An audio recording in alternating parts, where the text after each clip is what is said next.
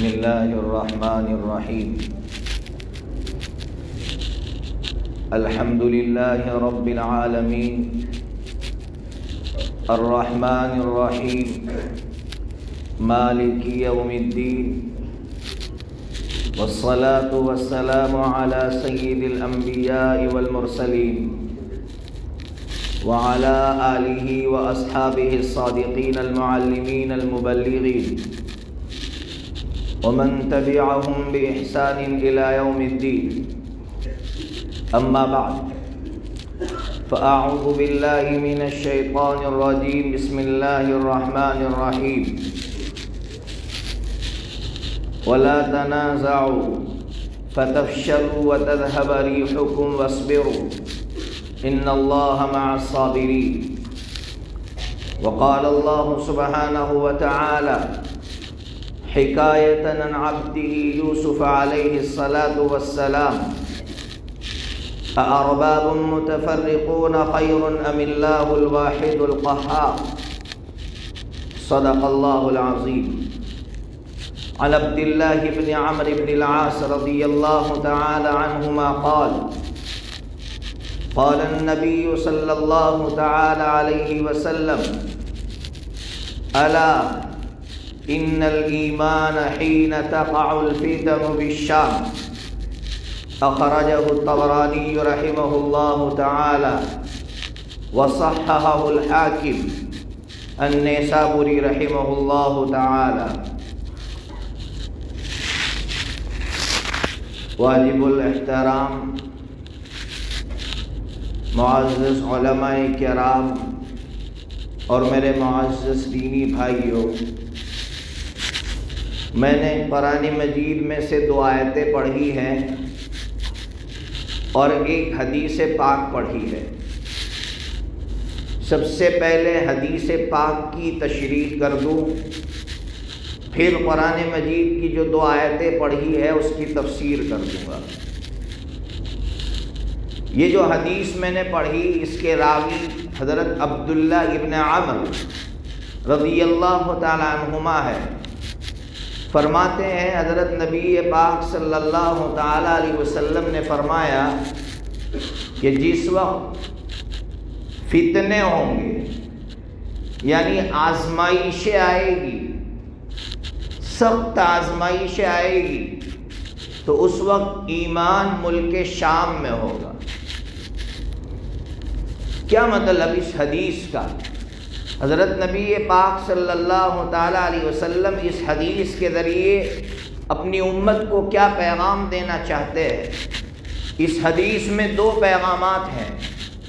پہلا پیغام یہ ہے کہ جس وقت آزمائش امت پر آئیں اور قیامت سے پہلے، اور میں نے 2 دن پہلے بھی کہا کہ اسلام ہی وہ واحد مذہب ہے جو چیلنجز کے ساتھ چل رہا ہے. چیلنجز کا سامنا کرتے کرتے یہاں تک پہنچا ہے. اسلام کے علاوہ اور کوئی مذہب ہوتا تو وہ مٹ چکا ہوتا، لیکن اسلام مذہب برحق مذہب ہے. اس کی حقانیت کی سب سے بڑی دلیل ہی یہ ہے کہ وہ اتنے سارے چیلنجز کے بعد اس ترقی کے ساتھ آگے بڑھ رہا ہے. کیا ترقی کر رہا ہے وہ میں آگے آپ کو بتلاؤں گا. بہرحال تو آزمائشیں آئے گی، تو آزمائش کے وقت امت کیا کرے؟ تو حضرت نبی پاک صلی اللہ تعالی علیہ وسلم نے فرمایا ملک شام کے مومنین کو دیکھنا، ان کے ایمان کو دیکھنا، تو تمہاری دھارس بھی بندھے گی اور تمہارا ایمان بھی قوی ہوگا. کیا آج ہمارے لیے اس وقت ملک شام کے لوگ آئیڈیل نہیں ہیں؟ کیا ان کو دیکھ دیکھ کر ہم دھارس نہیں باندھ رہے؟ کیا ہمیں تسلی نہیں مل رہی ہے؟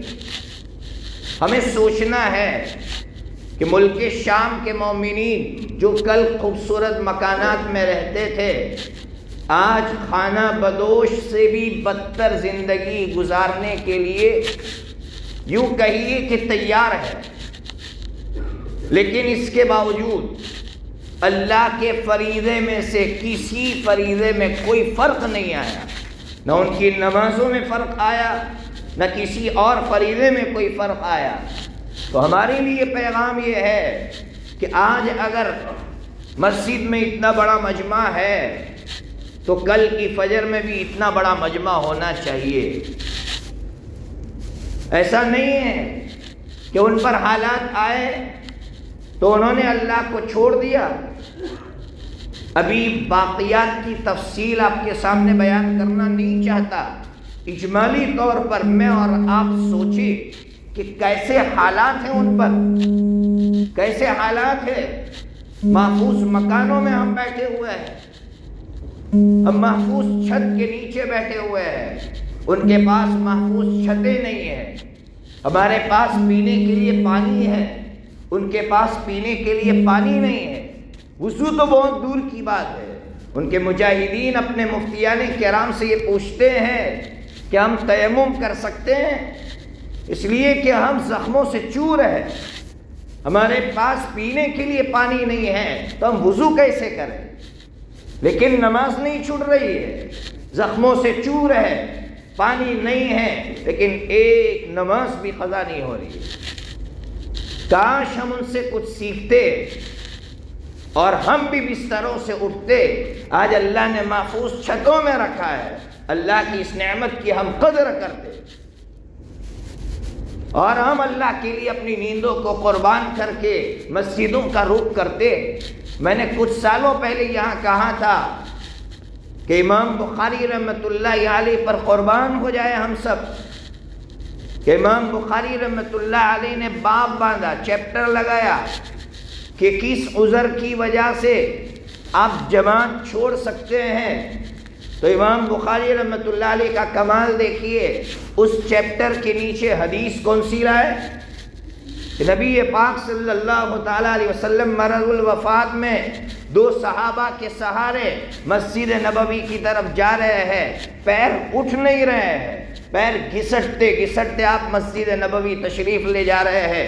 امام بخاری رحمۃ اللہ علیہ ہم جیسے گنہگاروں کو یہ پیغام دینا چاہ رہے ہیں کہ اگر تمہارا عذر آقا کے عذر سے بڑا ہوا ہے تو پڑھ لو گھر میں نمازیں، اور اگر تمہارا عذر آقا کے عذر سے کم تر ہے تو پھر مسجدوں میں آؤ۔ سوچوں میں میرا عذر کون سا ہے؟ لاک ڈاؤن کے بعد مسلمان اتنے سست ہو گئے ہیں کہ اکثر مسلمان گھروں میں نماز پڑھ رہے ہیں، مسجدوں کا رخ نہیں کر رہے۔ اس لیے حضرت مولانا ابراہیم صاحب دیولوی دامت برکاتہم، حضرت مولانا نے جمبوسر کے اندر بہت زبردست بیان فرمایا۔ اس میں حضرت مولانا نے فرمایا کہ اس وقت امت یہ دعا مانگے، اللہم لا تجعل مصیبتنا فی دیننا۔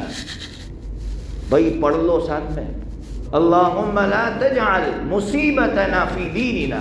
اس کا ترجمہ ہے اللہ مجھے دینی نقصان سے دوچار مت کرنا۔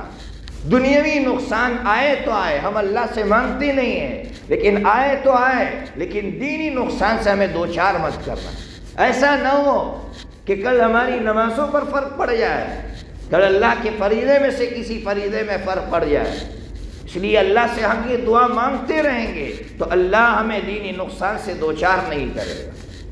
نمبر 2، اس حدیث کا ایک اور مطلب ہے کہ جب فتنے آئیں گے تو ملک شام کے مسلمانوں کا ایمان ایسا قوی ہوگا، ان کی استقامت اور ان کے دلوں میں رچی ہوئی اللہ کی محبت کو دیکھ کر دشمن کے افراد بھی ایمان میں داخل ہو جائے گے۔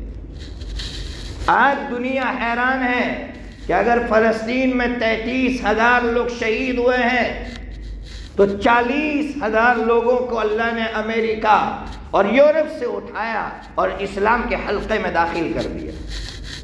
علامہ اقبال نے کہا تھا، ہے یورش تاتار کے فسانے سے پاسباں مل گئے کعبے کو صنم خانے سے، ہے آیا یورش تاتار کے فسانے سے پاسباں مل گئے کعبے کو صنم خانے سے۔ اس لیے میرا رب اسلام کی اشاعت کے لیے، حفاظت کے لیے کسی کا محتاج نہیں ہے، نہ میرا محتاج ہے نہ آپ کا محتاج ہے۔ بہرحال تو یہ ایک حدیث پڑھی، ہمارے لیے کیا پیغام تھا میں نے آپ تک پہنچایا۔ اب اسی وقت ہم عہد کر لے کہ آج سے اللہ کے فریضے میں سے کسی فریضے میں کبھی بھی کوئی کوتاہی مجھ سے نہیں ہوگی۔ دوسری بات، میں نے آیت پڑھی 12ویں پارے کی آیت ہے، سورہ یوسف علیہ السلام کی آیت ہے۔ بہت غور سے سمجھنا میں کیا کہنا چاہ رہا ہوں اور قرآن ہم سے کیا کہہ رہا ہے۔ حضرت سیدنا یوسف علی نبینا وعلیہ السلام پر 4 حالات آئے ہیں۔ نمبر 1، اپنوں نے زخم پہنچایا۔ نمبر 2، غلامی کا داغ۔ نمبر 3، زنا کا الزام۔ اور نمبر 4، جیل کی سلاخ ہے۔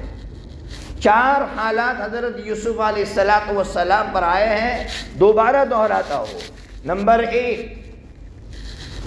1، حضرت سیدنا یوسف علیہ السلام کو بھائیوں نے زخم پہنچایا۔ نمبر 2، غلامی کا داغ۔ نمبر 3، زنا کا الزام۔ اور نمبر 4، جیل کی سلاخ ہے۔ اب اس ملک کے مسلمان اپنا جائزہ لے، حضرت یوسف علیہ السلام کے حالات میں اپنا تجزیہ کرے۔ کیا اس ملک کے مسلمانوں کو اپنوں کا زخم نہیں پہنچ رہا ہے؟ کیا ہماری صفوں میں ایسے منافق نہیں ہیں جو اسلام ہی کو نقصان پہنچا رہے ہیں، مسلمانوں ہی کو نقصان پہنچا رہے ہیں؟ کیا نہیں ہے؟ کیا اس حالت سے اس ملک کے مسلمان دوچار نہیں ہیں؟ نمبر 2، کیا اس ملک کے مسلمان غلامی کی طرف نہیں دھکیلے گئے؟ آپ کہیں گے غلامی کسے کہتے ہیں؟ حضرت مولانا ابو الحسن علی الندوی رحمۃ اللہ علیہ بڑی عجیب بات کہتے تھے۔ حضرت مولانا فرماتے تھے کہ اگر تمہارے اندر اتنی طاقت نہیں ہے کہ دنیا تم سے نظر پھیرنے کے بعد ڈرے نہ تم سے، اور یہ نہ سمجھے کہ اگر ان سے نظریں پھیری تو میں ادھورا رہ جاؤں گا یا میں کچھ نہیں کر سکوں گا، اگر اتنی بھی پوزیشن تمہاری نہیں ہے تو تم غلام ہو۔ کیا ہماری ایسی پوزیشن نہیں ہو گئی اس ملک میں؟ کیا آج باطل ہم سے نظریں پھیرنے پر تیار ہے اور اسے کوئی خوف نہیں ہے؟ کہ اگر ان سے ہم نے نظریں پھیری تو ہم ادھورے رہ جائیں گے، ہم کچھ نہیں کر سکیں گے؟ کیا اس پوزیشن میں ہیں ہم؟ اگر نہیں ہے تو ہم غلام ہو چکے ہیں۔ ہمیں اتنی طاقت اپنے اندر پیدا کرنی پڑے گی کہ دنیا کی کوئی طاقت ہم سے نظریں نہ پھیر سکے۔ اس کو اس بات کا احساس ہو کہ ان کے اندر اتنا پاور ہے کہ اگر یہ ہے تو ہم ہیں اور اگر یہ نہیں ہے تو ہم نہیں ہیں۔ نمبر 2، نمبر 3، کیا آئے دن ہم پر الزامات نہیں لگائے جا رہے ہیں؟ حضرت سیدنا یوسف علیہ السلام پر زنا کا الزام، ہم پر کبھی دہشت گردی کا الزام، نہ جانے کیا کیا الزامات لگ رہے ہیں، آئے دن الزامات۔ اور نمبر 4، جیل کی سلاخیں جا کر دیکھو، چاروں حالات سے مسلمان دوچار ہے۔ اس کا حل کیا؟ قربان جاؤ قرآن مجید پر۔ حضرت یوسف علیہ السلام ان 4 حالات سے گزرے، اچانک اللہ رب العزت فائننس منسٹر بنا دیتا ہے، ایسے ہی بناتا ہے۔ پیغام دیا ہے کہ جو کام حضرت یوسف علیہ السلام نے کیے ہیں وہ کام تم بھی کرو، اللہ تمہیں بھی وہاں تک پہنچائے گا۔ پہلا کام، غور سے سمجھنا، پہلا کام حضرت سیدنا یوسف علیہ السلام جیل خانے میں ہیں، نوجوانوں سے کہہ رہے ہیں ارباب متفرقون خیر ام اللہ الواحد القہار، کہ بتاؤ بہت سارے رب بہتر ہے یا ایک رب بہتر ہے؟ قرآن یہ کہنا چاہتا ہے ترقی کی منزلوں تک پہنچنا چاہتے ہو، خود بھی وحدانیت پر قائم رہو اور وحدانیت کی تبلیغ کرو۔ کون کر رہا ہے اس ملک میں وحدانیت کی تبلیغ؟ ہر کوئی ڈرا ہوا ہے۔ کون کرے گا وحدانیت کی تبلیغ؟ ہم اگر وحدانیت پر ہے تو بہت ہو گیا۔ جب تک خود وحدانیت پر قائم نہیں رہیں گے اور وحدانیت کی تبلیغ نہیں کریں گے تب تک یاد رکھنا اللہ ترقی نہیں دے گا۔ یہ ایمان ہمارے پاس امانت کے طور پر تھا، ہم نے اس امانت کو کہاں تک پہنچایا؟ ہم نے کس تک پہنچایا؟ نوجوان کہتے کیسے پہنچائے؟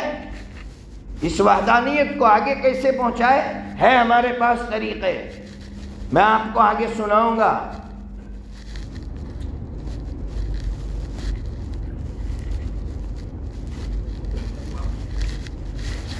تو سب سے پہلا کام وحدانیت پر خود بھی باقی رہیں اور وحدانیت کی تبلیغ کرتے رہے. یہ پہلا کام ہے، یہ کوئی معمولی کام نہیں ہے. قرآن کہہ رہا ہے ترقی چاہتے ہو، بہت پیٹے گئے، بہت مارے گئے، بہت ذلیل ہوئے ہو، اور ان چاروں حالات سے تم گزرے ہو، تو پھر پہلا کام کرو کہ وحدانیت کی تبلیغ کرو، وحدانیت کو عام کرو.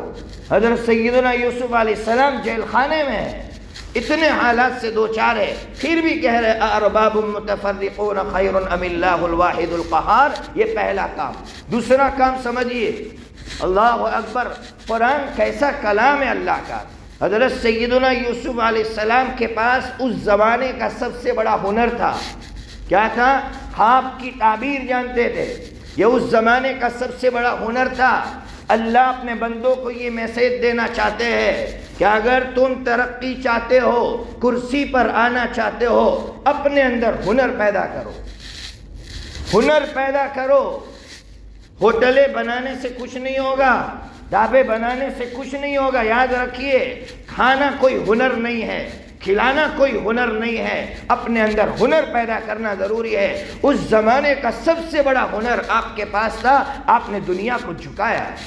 جیل خانے میں بھی دنیا کو آپ کی ضرورت پڑی، اور دنیا جھک کر آپ کے پاس آئی کہ ہمیں آپ کی ضرورت ہے.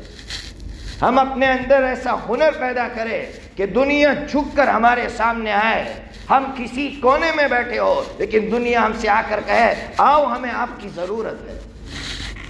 آپ کہیں گے کون سے ہنر پیدا کریں؟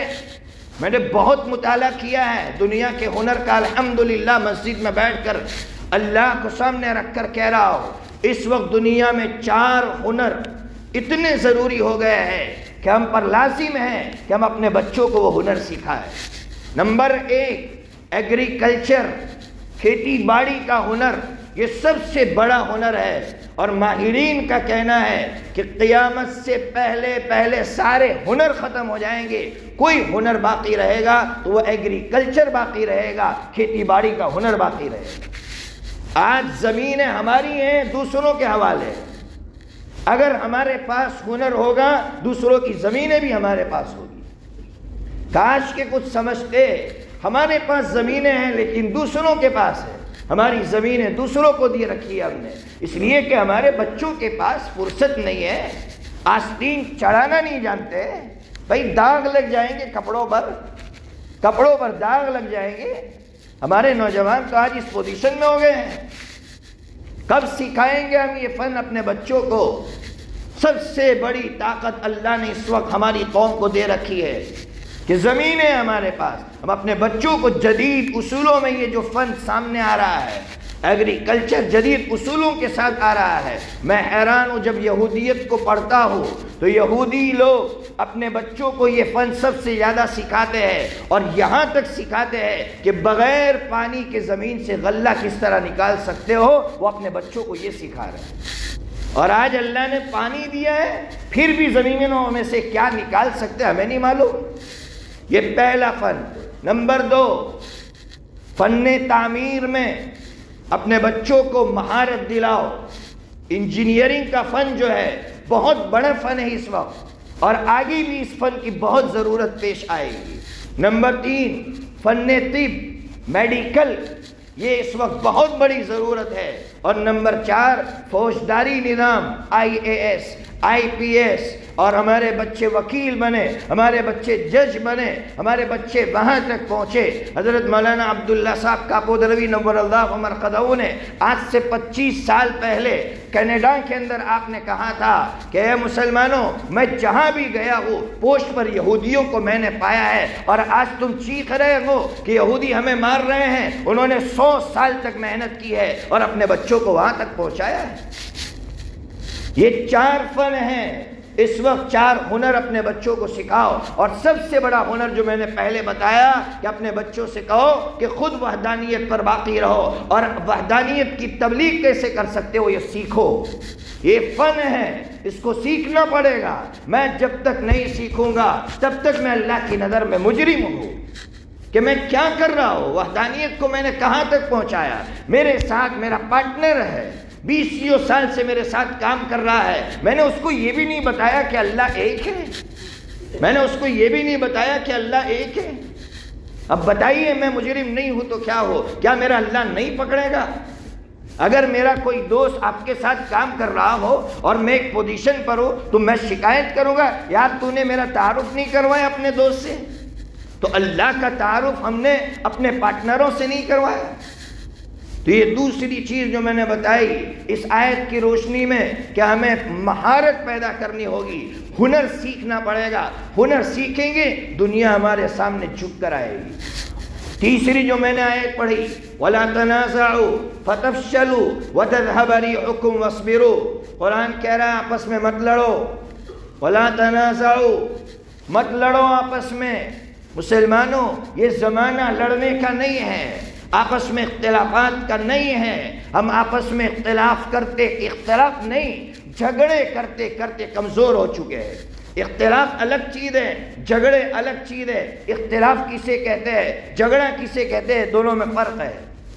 میں جب اندلس کی تاریخ پڑھتا ہوں، اسپین کی تاریخ پڑھتا ہوں تو حیران ہوں کہ وہ اسپین جہاں مسلمانوں نے 800 سال تک حکومت کی، تاریخ ابن زیاد فاتح اندلس، انہوں نے کس طرح سے اندلس کو فتح کیا۔ آخر ایسا اندلس جہاں قرطبہ کی اتنی عالی شان مسجد ہے، جہاں علامہ قرطبی رحمۃ اللہ علیہ نے بیٹھ کر تفسیر کی اور کئی جلدوں کے اندر آپ نے تفسیر لکھی، آج بھی علماء مجبور ہے اس کو پڑھنے پر۔ ایسا بڑا مفسر جو مسجد قرطبہ کے اندر بیٹھ کر تفسیر قرطبی لکھتا ہے، آج بھی وہ شہر الحمرا موجود ہے، سرخ شہر موجود ہے، آج بھی مدینۃ الزہرا موجود ہے۔ جو ہمیں کیا کہہ رہے یہ شہر، یہ یہی کہہ رہا ہے کہ یہاں کبھی مسلمان بستے تھے، لیکن کیوں اجاڑ دیے گئے، ان شہروں کو کیوں اجاڑ دیا گیا، مسلمانوں کو کیوں اکھاڑ کر پھینک دیا گیا؟ صرف یہ وجہ یہ تھی کہ عرب اور بربر آپس میں لڑ رہے تھے۔ عرب بربر کے خلاف تھے، بربر عرب کے خلاف تھے، دونوں مسلمان تھے۔ تو کرسچنوں سے کہتے تھے، عرب کہتے تھے کہ بربر کے خلاف تم ہماری مدد کرو، اور بربر کرسچنوں سے کہتے تھے کہ عرب کے خلاف تم ہماری مدد کرو۔ کرسچن کہتا تھا کیا ملے گا، تو کہا تمہیں زمینیں ملے گی، زمین کے ٹکڑے ملتے تھے، اور یا مسلمانوں کے ٹکڑے ہو رہے تھے۔ مسلمان اپنی زمین بھی دے رہا تھا اور مسلمان آپس میں اپنا بازو بھی کاٹ کاٹ کر دے رہا تھا۔ ایک طرف زمین حوالے کر رہا تھا اور ایک طرف اپنا بازو کاٹ کر حوالے کر رہا تھا۔ میرے استاد محترم نے ایک جملہ مجھ سے کہا تھا کہ بیٹا جب آپس میں جھگڑا ہو تھرڈ پارٹی کے پاس مت جانا۔ تھرڈ پارٹی صرف تماشے دیکھتی ہے، تھرڈ پارٹی صرف مزے لیتی ہے۔ اگر حل کرنا ہے تو آپس میں بیٹھ کر حل کر لینا۔ اگر تمہارا جھگڑا تھرڈ پارٹی کے پاس گیا اور تھرڈ پارٹی مخلص نہ رہی تو تمہیں تباہ کر دے گی، تباہ کر دے گی۔ امت تباہی کی طرف جا رہی ہے چھوٹے چھوٹے جھگڑوں کو لے کر۔ اس میں اختلاف کرنا چاہیے یا نہیں کرنا چاہیے؟ کیسے کیسے مسائل ہمارے سامنے آتے ہیں، ہم روتے ہیں۔ جنازہ رکھا ہوا ہے، اب چہرہ دکھانا چاہیے نہیں دکھانا چاہیے؟ دو مسلمان یہاں کھڑے کھڑے ایک دوسرے کو تماشا مار رہے ہیں۔ ارے بھائی ہوا کیا؟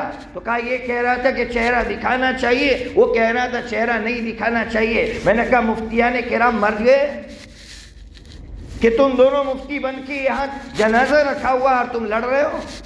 کیا اس مسئلے میں لڑنا چاہیے؟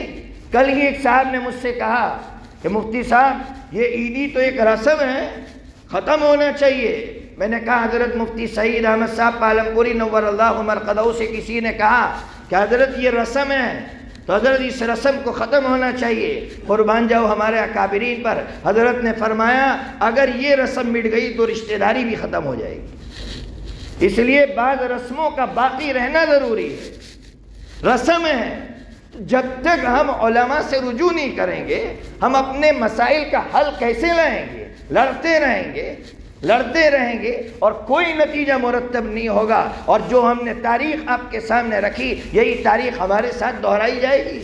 اللہ کے لیے ملت کے واسطے، اس امت کے واسطے ہم یکجا ہو جائے، ہم یکجٹ ہو جائے۔ حضرت جنید بغدادی رحمۃ اللہ علیہ کا واقعہ مختصراً بیان کرتا ہوں، پھر میری اگلی بات کی طرف جاؤں گا۔ حضرت جنید بغدادی رحمۃ اللہ علیہ پہلوان تھے، اکھاڑے میں اترتے ہیں۔ جب اکھاڑے میں اترے، ایک دبلا پتلا انسان اکھاڑے میں آیا۔ لوگ حیران کہ جنید سے یہ مقابلہ کرے گا، یہ پہلوانی کرے گا، یہ لڑے گا۔ حضرت جنید بغدادی رحمۃ اللہ علیہ کے کان میں اس نے کچھ کہا، جنگ شروع ہوئی، مقابلہ شروع ہوا۔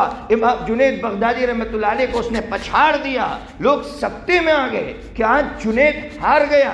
کیسے ہار گیا جنید بغدادی رحمۃ اللہ علیہ سے لوگوں نے کہا، جنید کیا بات ہے، ایک دبلا پتلا انسان اس سے تو ہار گیا۔ جنید بغدادی رحمۃ اللہ علیہ نے کہا، یہ راز ہے، میں اس کو کھولنا نہیں چاہتا۔ شاگردوں نے جب زور دیا تو شاگردوں کے سامنے آپ نے ظاہر کیا کہ وہ دبلا پتلا انسان میرے آقا کی نسل میں سے تھا، سادات میں سے تھا۔ اس نے کان میں آ کر مجھ سے کہا تھا، اے جنید، میرے گھر میں فاقہ ہے، تیرے نبی کے گھر کی عزت داؤ پر لگی ہوئی ہے، اگر تو آج ہار جائے گا تو اللہ تجھے زندگی بھر اس طرح اللہ تجھے عزت کے میناروں پر بٹھائے گا۔ حضرت جنید بغدادی فرماتے ہیں، میرے نبی کی ناموس کی حفاظت کی خاطر میں نے اپنی عزت کو داؤ پر لگا دیا۔ اللہ نے ان کو وہ امام بنایا کہ آج جب حضرت جنید بغدادی رحمۃ اللہ علیہ کا نام لیا جاتا ہے تو ہر انسان کہتا ولیوں کا امام ہے۔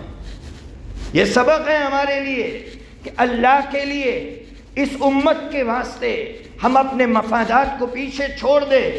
آج ایک طرف 4 کینڈیڈیٹ ہے، ایک طرف ایک بیٹھا ہوا ہے، یہاں ووٹ تقسیم ہو رہے ہیں اور پھر مسلمان اس کا انجام بھگتتے ہیں اس کا انجام۔ اپنی طاقت کو کمزور ہم خود کر رہے ہیں، اس لیے متحد ہونا ضروری ہے۔ ظالم کی ظلم کو ختم کرنا یہ اس امت کے مشن میں سے ہے۔ نبی 4 مشن لے کر آیا تھا، ہم لوگ سمجھتے نبی 3 مشن لے کر آیا تھا، نبی 4 مشن لے کر آیا تھا، اس میں 4تھا مشن ہے ظلم کا خاتمہ۔ تو جب نبی کے 4 مشن ہیں تو 4تھا مشن ہمارا یہ ہوگا کہ ظلم کا خاتمہ یہ ہمارا مشن ہوگا، اور مشن اسی طرح پورا ہو سکتا ہے کہ ہم متحد ہو جائیں۔ تو یہ 3 باتیں میں نے آپ کے سامنے رکھی۔ اب 4تھی بات رکھ کے میں اپنی بات ختم کروں گا 5 منٹ میں، پھر کچھ اعلانات ہوں گے۔ حضرت نبی پاک صلی اللہ تعالیٰ علیہ وسلم کی سیرت پڑھتے ہیں، حیران رہ جاتے ہیں۔ میں آج سیرت کے وہ گوشے آپ کے سامنے رکھنے جا رہا ہوں کہ مجھے یقین ہے کہ آپ اس پر عمل کریں گے۔ آج ہم لوگ کہتے ہیں ہم عاشق رسول ہے، کیا کسی مسلمان کو یہ معلوم ہے کہ ہمارے نبی پاک صلی اللہ تعالیٰ علیہ وسلم نے ایک اللہ کی وحدانیت کی دعوت کے لیے کتنے خطوط لکھے؟ 332 خطوط لکھے ہیں، 332 خطوط لکھے ہمارے نبی نے ایک اللہ کی وحدانیت کی تبلیغ کے لیے 332 خطوط۔ آپ سوچئے آج کا زمانہ تھوڑی ہے کہ لکھ دیا اور لیٹر بھیج دیا۔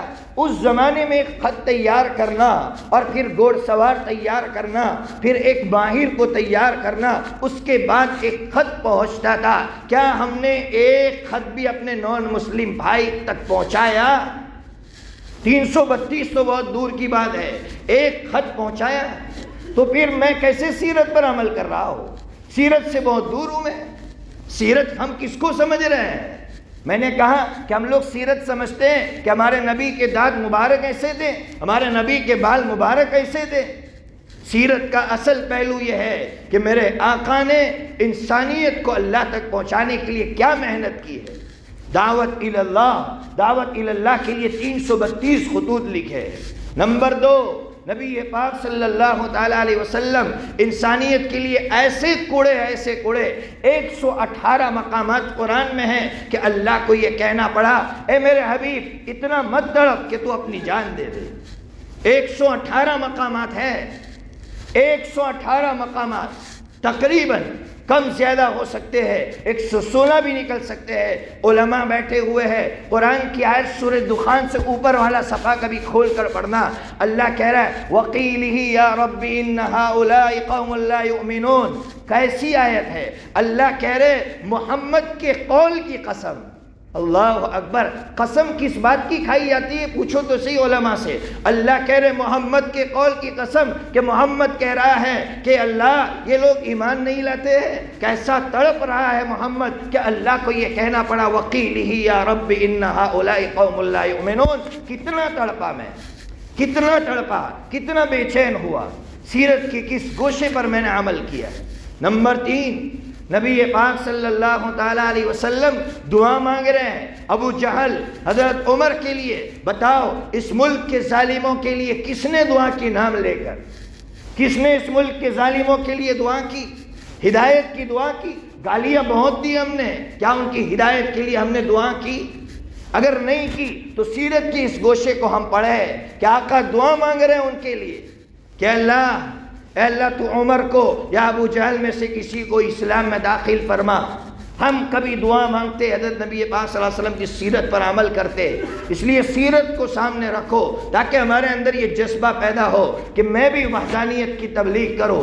میں نے ایک چھوٹا سا جیب میں رسالہ رہے، ایسا رسالہ میں نے تیار کیا، اور اس کی وجہ یہ تھی. میں آپ کو وجہ بتا کر اپنی بات ختم کروں. راجستھان کے اندر ایک نوجوان حالات سے تنگ آ کر گھر سے نکل گیا. اپنے ایک دوست جو مسلمان تھا اس کے ساتھ رہنے لگا. اس کے بعد اس نے کلمہ پڑھ لیا، لیکن حالات سے تنگ آ کر اس نے کلمہ پڑھا تھا. وہ کوئی حقیقت میں کلمہ نہیں پڑھا تھا. دوست نے کہا کہ ایک کام کر، تو جماعت میں نکل جا. اس نے کہا یار چلو نکل جاتا ہوں، اس لیے کہ دوست کا احسان لینا بھی اچھا نہیں ہے، چلو جماعت میں نکل جاتا ہوں. جماعت میں نکل گیا. امیر صاحب کو بتا دیا کہ یہ نیو مسلم ہے، ابھی ابھی مسلمان ہوا ہے. جماعت میں گیا تو امیر صاحب بہت رعایت کرتے، اس کو جگاتے نہیں. وہ سوئے سنتے رہتا کہ کیا ہو رہا ہے. تعلیم میں ایک دن طائف کا واقعہ بیان ہو رہا تھا، پڑھا جا رہا تھا. وہ نوجوان سویا ہوا تھا، اس کے کان لگے ہوئے تھے. اچانک بیٹھتا ہے طائف کا واقعہ سن کر، اس کی آنکھ میں آنسو آتے ہیں. زارو قطار رو کر مسلمانوں سے کہتا ہے اے مسلمانوں، تمہارے نبی کے اخلاق ایسے تھے، تم نے آج تک مجھے بتایا نہیں، آپ نے ہم غیر مسلموں کو بتایا نہیں. اس کے بعد اس نے دل سے کلمہ پڑھا اور وہ ایمان میں داخل ہوا. ایک نبی کے اخلاق ہم نے بتائے. میں سچ کہہ رہا ہوں، اس ملک میں عزت کی زندگی گزارنا چاہتے ہیں تو ہمیں اس وقت اس کام کو کرنا پڑے گا. خوف نکال دو، ورنہ اس سے بڑا خوف مسلط کرے گا میرا رب. اس سے بڑا خوف مسلط کرے گا. یاد رکھنا، میرا رب کہے گا کہ تمہارے اندر اس بات کا خوف تھا کہ تم میری وحدانیت کو پہنچاتے ہوئے ڈرتے تھے، اتنا خوف تھا تمہارے اندر، تو پھر اس سے بڑا خوف تم پر مسلط کروں گا. برما کے اندر حضرت مولانا علی میاں ندوی رحمۃ اللہ علیہ جب برما گئے تھے تو برما کے تاجروں سے کہا تھا، گجرات کے تاجر تھے وہاں، گجرات کے تاجروں سے کہا تھا اے تاجروں، یہاں کمانے کے لیے نہیں آئے ہو، اللہ کا پیغام پہنچانے کے لیے آئے ہو، اللہ کا تعارف کروانے کے لیے آئے ہو. اگر تم نے اپنا مقصد معاش کو بنایا تو اللہ اسے تباہی لائے گا کہ دنیا دیکھتی رہ جائے گی. دنیا نے دیکھا کیسی تباہی اللہ نے دکھائی ہے. اس لیے ہم چاہتے ہیں کہ اللہ ہمیں عزت کے میناروں پر بٹھائے تو پھر ہم لوگ بھی نبی پاک صلی اللہ علیہ وسلم کی سیرت پر عمل کریں. اللہ تبارک و تعالی ہم تمام کو اس پر عمل کرنے کی توفیق عطا فرمائے. ایک اور بات کہہ دوں کہ رمضان کے مبارک مہینے میں ہم نے اللہ کے کہنے پر اپنے حلال کھانے کو بھی روک دیا کہ اللہ نے کہا مت کھاؤ تو ہم نے نہیں کھایا.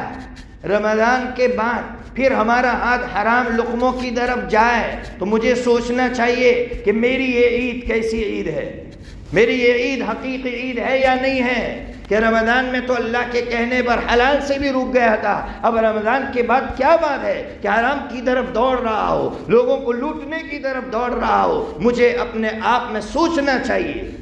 اس لیے میں ایک واقعہ بیان کر کے اپنی بات ختم کروں گا. یہ واقعہ غالباً آپ نے سنا ہوگا، حضرت ابو ذر غفاری رضی اللہ تعالیٰ عنہ کے واقعے سے واقعہ مشہور ہے. امیر المومنین حضرت سیدنا عمر فاروق رضی اللہ تعالیٰ عنہ کا دور ہے. حضرت سیدنا عمر فاروق رضی اللہ عنہ کے دور میں ایک نوجوان نے ایک بوڑھے کو مکہ مارا، بوڑھا مر گیا. بوڑھے کے بیٹے آئے امیر المومنین کے پاس، کیس دائر کیا کہ حضرت ہمارے باپ کو اس نوجوان نے مارا ہے. حضرت نے بلایا، کہا تو نے مارا ہے؟ اعتراف کیا. حضرت نے کہا تجھے بھی قصاصاً قتل کر دیا جائے گا. اس نے کہا حضرت مہلت دیجئے. حضرت نے کہا قاتل کو مہلت نہیں دی جاتی. کہا حضرت کوئی ضامن بنتا ہو آپ مجھے مہلت دیجئے. کون ضامن بنے گا؟ کون ضامن بنے گا قاتل کا؟ اس لیے کہ ہر ایک کو معلوم ہے اگر یہ نہیں آیا تو میری گردن نپے گی. ابو ذر غفاری رضی اللہ تعالیٰ عنہ نے ہاتھ اٹھایا, کہا حضرت میں ضامن بننے کے لیے تیار ہوں. کہا ابو ذر معلوم ہے نا اگر یہ وقت پر حاضر نہیں ہوا تو تمہارے ساتھ کیا ہوگا؟ کہا حضرت آپ اس کو اجازت دے دیجئے. وہ نوجوان چلا گیا. وقت دیا گیا. اتنے وقت کے بعد آنا, لوگوں کی نظریں دروازے پر لگی ہوئی ہے اور کچھ لوگوں کی نظر حضرت ابو ذر پر ٹکی ہوئی ہے. ابو ذر تمہارا کیا ہوگا؟ دروازے پر لوگوں کی نظریں.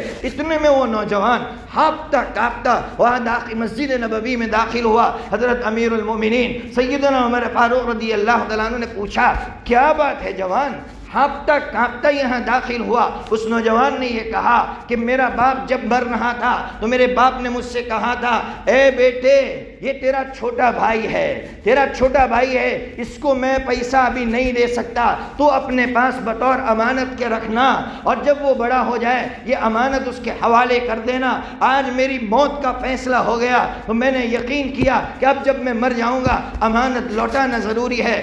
امیر المومنین میں وہ امانت اپنے بھائی کو دینے کے لیے گیا تھا. آج بڑا بھائی چھوٹے بھائی کا پیپر دینے کے لیے تیار نہیں ہے, کاغذات دینے کے لیے تیار نہیں ہے, کاغذات چھپائے جا رہے ہیں. چھوٹے بھائی کو کچھ نہیں معلوم باپ کی جائیداد کتنی تھی, چھوٹے بھائی کو کچھ نہیں معلوم میرے ساتھ کیا کھیل کھیلا جا رہا ہے. اللہ نہیں دیکھ رہا ہے کیا؟ اس واقعے سے ہم سبق نہیں لے سکتے ہیں؟ اللہ کے واسطے حلال کی طرف آئے, حلال میں بڑی طاقت ہے. اللہ تبارک و تعالی حرام لقموں سے ہماری حفاظت فرمائے. زبان سے کسی کو تکلیف پہنچانا حرام ہے, باڈی سے کسی کو تکلیف پہنچانا حرام ہے, حرام لقمے کھانا حرام ہے. حرام کے بہت سارے درجے ہیں. اللہ تبارک و تعالی شریعت سمجھنے کی توفیق عطا فرمائے. وآخر دعوانا الحمد للہ رب العالمین.